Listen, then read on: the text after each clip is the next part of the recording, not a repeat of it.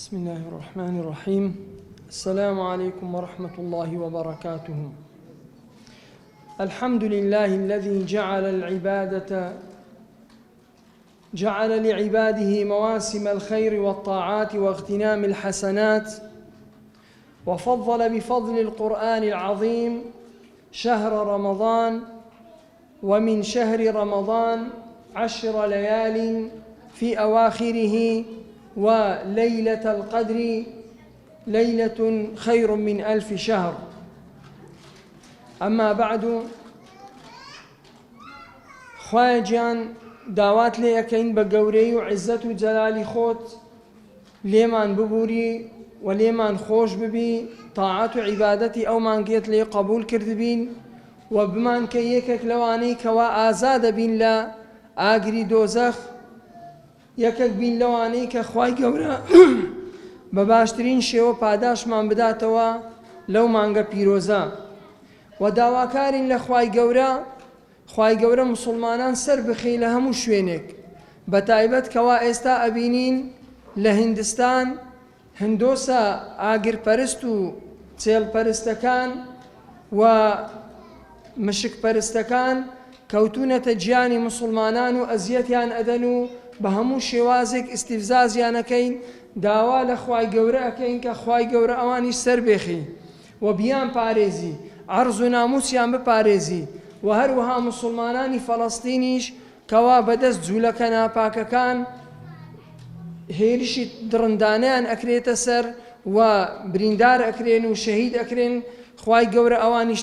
نەجات بدا و ئومەتی مسلمانان سەر بێخ. بەڕێزان، ئەوەی کە ماومانە لە مانجی ڕەمەزانی پیرۆز ئەیام قەلیلە، چەند شەوێک و چەند ڕۆژێکی کەم ماون کەوا بتوانین ئەو ڕۆژانە بە فرسەت وەربگرین، بتوانین ئەو ڕۆژانە بە هەڵ وەربگرین، چونکە خوای گەورە هەندێک مەواسیم و هەندێک دروشمی داناون بۆ ئێمەی مسلمان کە بتوانین ئەو دروشم و ئەو مەوسیم و ئەو کاتانە بە هەڵێکی گەورە وەربگرین. بەڕاستی ئەوانە خەرمانن کە خوای گەورە دایان نایە لە بۆ ئینسانی ئیماندار، جۆخینە لە بۆ ئەوەی کەوا ئینسانی ئیماندار بتوانی خێر و چاکەی زیاتری تێدا کۆ بکەتەوە. لەوانەش چۆنیەتی پێشوازیکردن و خۆ ئامادەکردن لۆ ئەو دەشەوانەی کەوا دێن.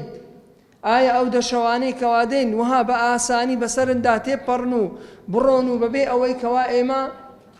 ئەسپی خۆمان تێتاو بدەین و بەبێ ئەوەی بتوانین کەوا شتێک بکەین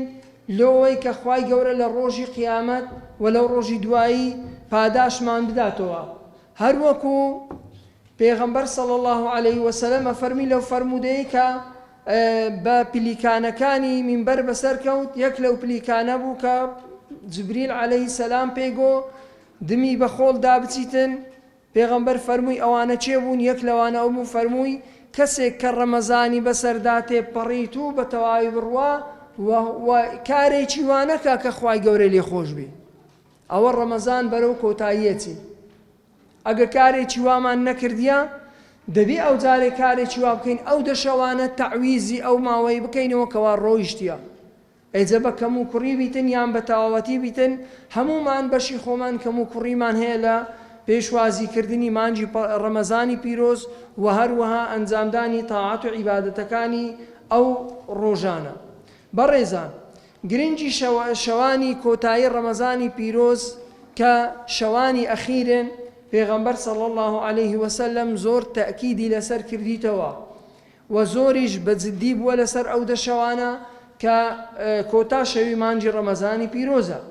هەروەکو دایکمان عائیشە ڕەزا و ڕەحمەتی خوای لێ بی دەجێڕیتەوە دەفەرمی پێغەمبەر صلی الله علیه وسلم کاتێک دەگەیشتە ناو دێی ڕەمەزان، دەشەوەکانی ڕەمەزان ئەفەرمی شەددە میئزەرەه، خۆی توند ئەکردەوە و خۆی لە سەرجێیی ئەپارێست، و ئەحیا لەیلەه، شەوەکەی زیندوو ئەکردەوە بە تەواوەتی، و ئەیقەظە ئەهلەه، و هەروها خاوخێزان و خانەوادەکەی خۆشی بەخەبەر دەکردەوە و لەوەی کە ئەوانیش لەو خێرە بێبەش نەبن. کەواتە ئەوە تایبەت نییە بەوەی کەوا پیاوان تەنها ئەو شەوانە زیندوو بکەنەوە بەڵکو بە پێی توانە ئافرەتانیش ئەتوانن ئەو شەوانە زیندوو بکەنەوە بەڵام بە عیبادەت و خواپەرستی و لە خواترسان بەڵێ ئەوەی کە لەو فەرمودەی هاتیە پێغەمبەر صلی الله عليه وسلم کە ئەفەرمی حەزرەت عایشە ئەفەرمیتن ئەحیا لەیلەه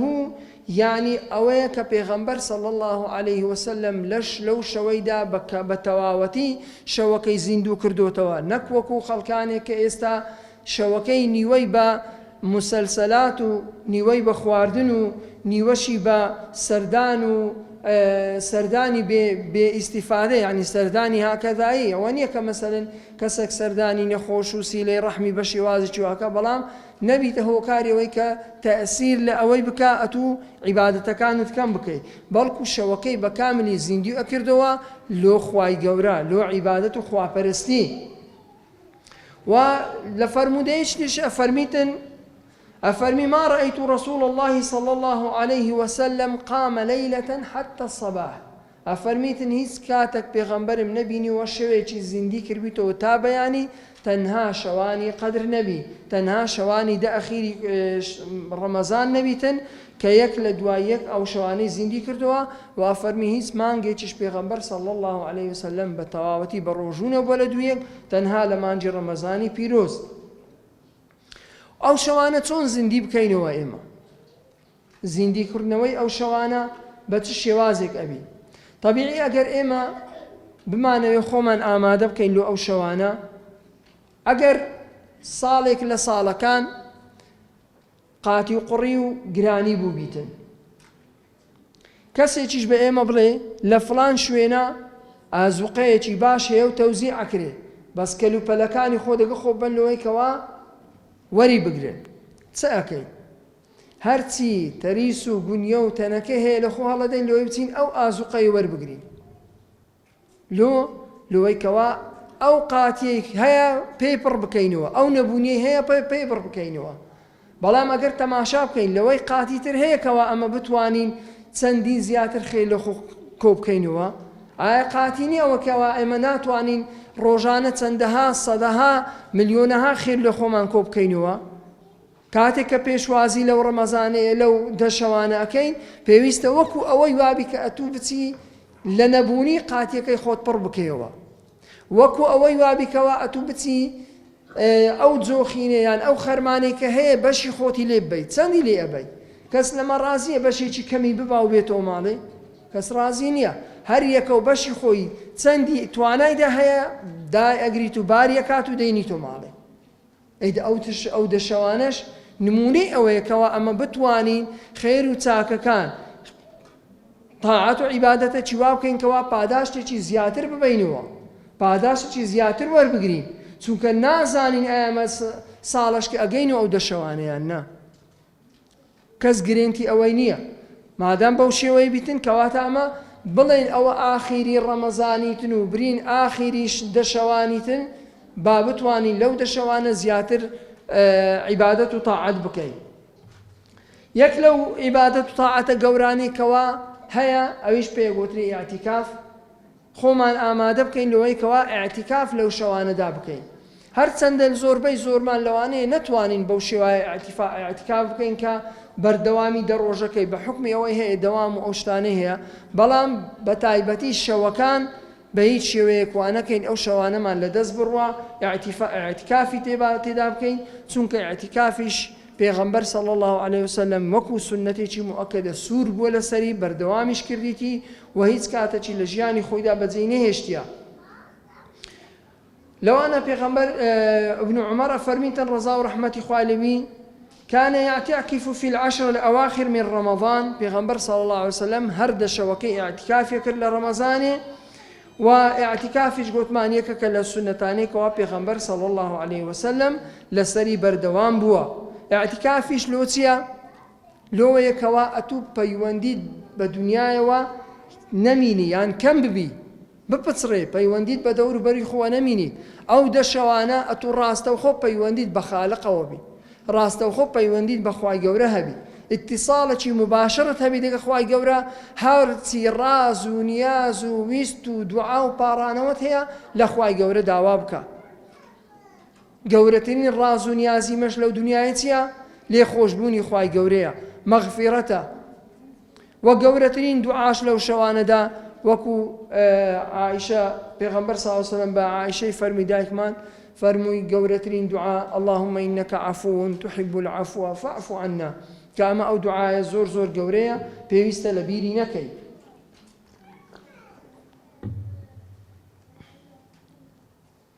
کەواتە کە ئەمە زانیمان ئەو دەشەوانە دەشەون کە ئیعتکافی تێدا ئەکەین وەکو پێغەمبەری خوا صلی الله عليه وسلم کە لە هەموو ساڵانی ژیانی خۆی 10 ڕۆژ ئیعتکافی کرد، تەنها لە ساڵی کۆتایی تەمەنی خۆیدا 20 ڕۆژ لە ئیعتکافدا بوو و جبریلیش عەلەیهی سەلام هەموو ساڵێک ڕەمەزانان داتە خوارێ و قورآانی پێی دووبارە ئەکردەوە و قورآانی مدارەسە ئەکردەوە لەگە پێغەمبەری صلی الله عليه وسلم.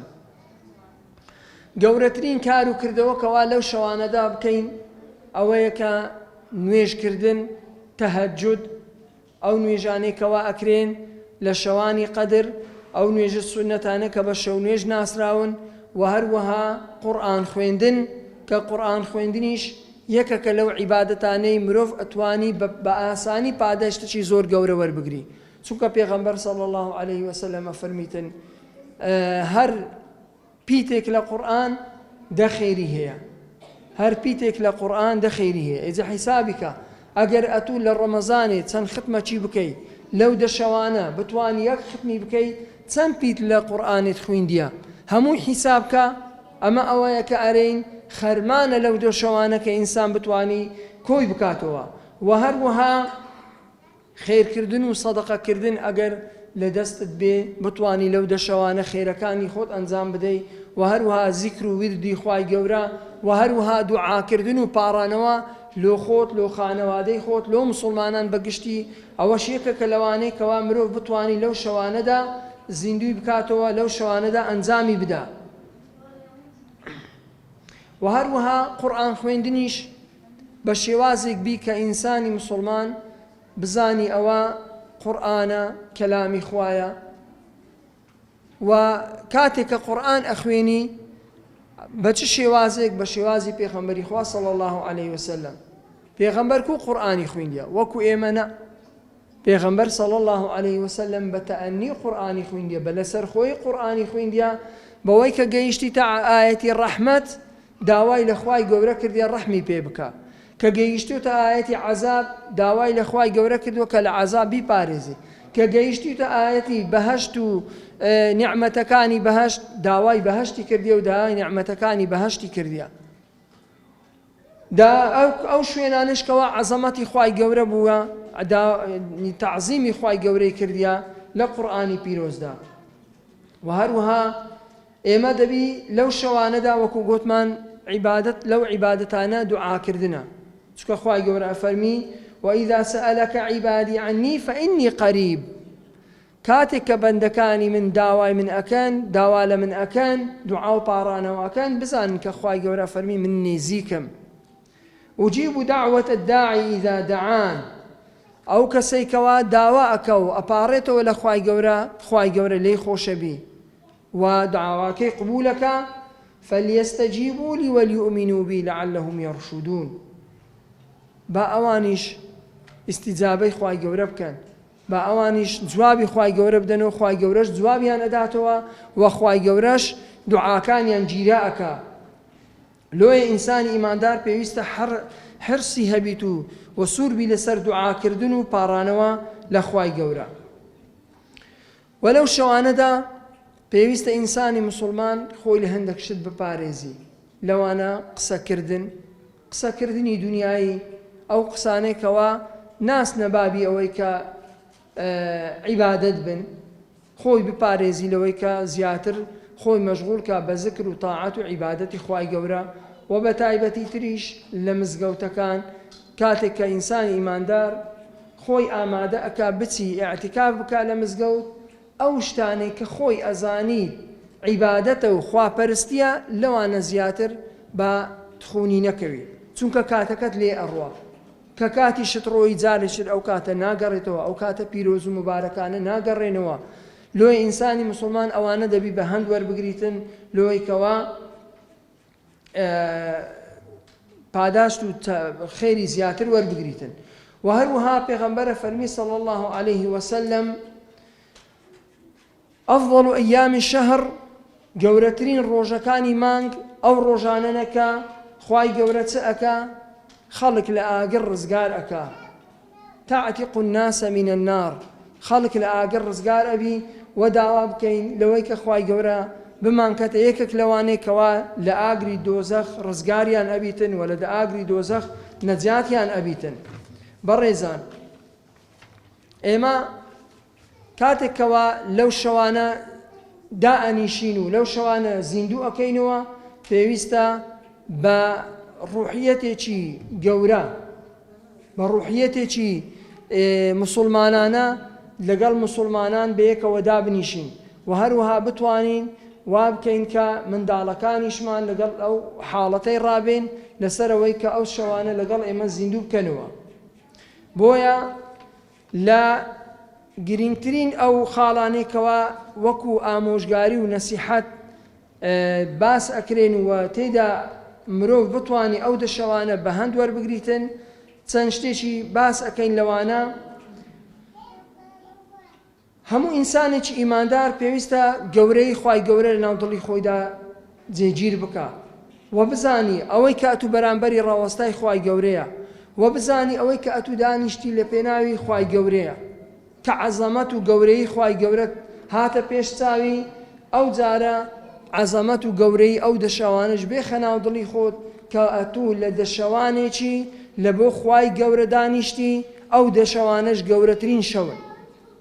ئەوە زۆر گرینگە کە ئینسان بزانی کە هاتیە ناو عیبادەتی بزانی بەرامبەر چێ ڕاوەستایی لۆ چێ عیبادەتی ئەەکەی و عیبادەتەکەت بە چ شێوازەکی بی بە چ ئەدەبەوە کە ئەدەبەکەوە بەرامبەر بەخوای گەورە ڕابوەستی. لەو دەشەوانە هەز بکەیکەوە لە دڵەوە ترست لەوەی هەبی ئەو دەشەوانت لە دەست بڕۆن کە ئەتون توانیت و لە خۆ بکەی ترست لەوەی هەبی ئەو دەشەوانت لە دەست بڕۆن و ناکەی لە دەستت بڕۆن. یعنی بترسی لەوەی برێ ئایا ئەو دقەیە کە ئێستا ئەمن تێدا مەبالێم نەڕوە محاولە بکەم یەک خێری تێدا بکەم یەک چاکەی تێدا بکەم یعنی دقیقەیەکیش بەسەر ناڕوە و لێ مەحروم نەببی. و هەروەها گرنگترین ئەو کارانەیەکەوە ئینسان لەو شەوانە ئەنجامی بدات محاسبەی نەفسی خۆیتی محاسبەی نەفسی خۆی بکە لەو ساڵەی کەوا ڕۆیشتیە تاوەکو گەیشتی ئەو دەشەوانە چت کردێ لە کار و کردەوە محاسبەی خۆ بکە و بە خۆت دابڕەوە و جارش کە تۆبە و مەغفیرەت بکە لەوەی خوای گەورە لەو دەشەوانە لێت خۆش ببیتن. لە گرنگترین لە جوانترین شیش ئەوانە چییە کە ئینسانی مسلمان لەو دەشەوانە لە یەقینی وابیتن کە ئەو دەشەوانە متعلق نەبی بە دنیاوە متعلق بی بەخوای گەورە و ئەو دەشەوانە بە گرنگی وەربگریتن و هەروەها ئەو دەشەوانە محاولە بکە لە چاکە و عیبادەت بەجێبەجێ بکە. یەکێکیش لەو کارانێکەوە ئینسان ئەنجامی بدە بە تایبەتی لەو شەوانەی کە زستانە و درێژن ئەوانە زۆر گرنگن کە ئینسان بتوانی نوێژی عیشا و نوێژی بەیانیش بە جەماعەت بکە. زۆر کەس هەیە شەوەکەی دائەنیشی بەڵام کە بەیانی بووە لە ماڵی نوێژەکەیەکە و یەکسەر ئەخەوی ئەوەش ناگاتە خێری ئەوەی کە ئەتوو ئەو شەوەت زیندی کردیتەوە. پێویستە ئەتوو کاتێک کە شەوەکەت جێبەجێ کرد لە شەوەکەت زیندوو کردەوە بەیانیەکەش نوێژەکەی خۆت بە جەماعەت بکەی چونکە ئەوە یەکەکە لەوانەی کەوا کارە گرنگ و خۆشەویستەکانە لەلایەن خوای گەورە. و هەروەها گرنگیدان بەچە گرنگیدان بە ئەعتیکاف و بە مانەوە لە مزگەوت ئەوەی کە باسن کرد. زیادە ڕۆیکردن لە کارە چاکەکان ئەوە شێکەکە لەوانەی کە ئینسان دەبی ئەنجامی بدا لەو ڕۆژانە و هەروەها سوور بە لەسەر ئەوەی لەو دەشەوانە سوود لەوە ببینی کەوا شەو نوێژ و قورئان و پاڕانەوەی تێدا ئەنجام بدەین. بەڕێزان ئەوە چەند خاڵێک بوون یان چەند بابەتێک بوو دەربارەی ئەوەی کە چۆن بتوانین پێشوازی لەو دەشەوانە بکەین. هەمومان ئەتوانین و هەمووشمان لە تواناماندا هەیە لە ماڵەوە بی یان لە مزگەوتە بی چونکە ئاعتیکاف ئەوەیە کە لە مزگەوت بی بەڵام ئەوەی کە توانای نییە و لە توانای داهەنیا ئەتوانی لە ماڵیش ئەو شەوانە زیندوو بکاتەوە و بە فرسەتی وەربگریتن ئەو شەوانەی لە دەست نەچی. لە کۆتاییدا لە خوای گەورە داواکەین خوای گەورە تاعەت و عیبادەت و نوێژ و ڕۆژ و سوزدە و ڕکوع و قورئان خوێندنی ئەو شەوانەی لێ قبول کردبین و داواکەین لە خوای گەورە مسلمانان پارێزراو بکە داواکەین لە خوای گەورە هەرچی ناخۆشی و نەخۆشی هەیە لەناو ئێمە هەموو مسلمانان وەلای بنێتن و خوای گەورە عیبادەت و تاعەت و ڕۆژ و قورئان خوێندنی ئەو مانگەمان لێ قبول بکاتن و خوای گەورە هەنگاوەکانی ئێوە و ئێمەش بۆ ئێرە بەخێر بنووسێ و هەست بەوەی بکەین کەوا ئێستا مەلایکەتەکان دەوری ئێمەیاندایە و پاداشتیش لە خوای گەورە داواکەین لەسەر ئەو ماندیبوونێکەوە ئەنجام ودایە و بەرەو ئێرە هاتوونەوە. آخر دعوانا أن الحمد لله رب العالمين وصلى الله وسلم على نبينا محمد وعلى آله وصحبه وسلم.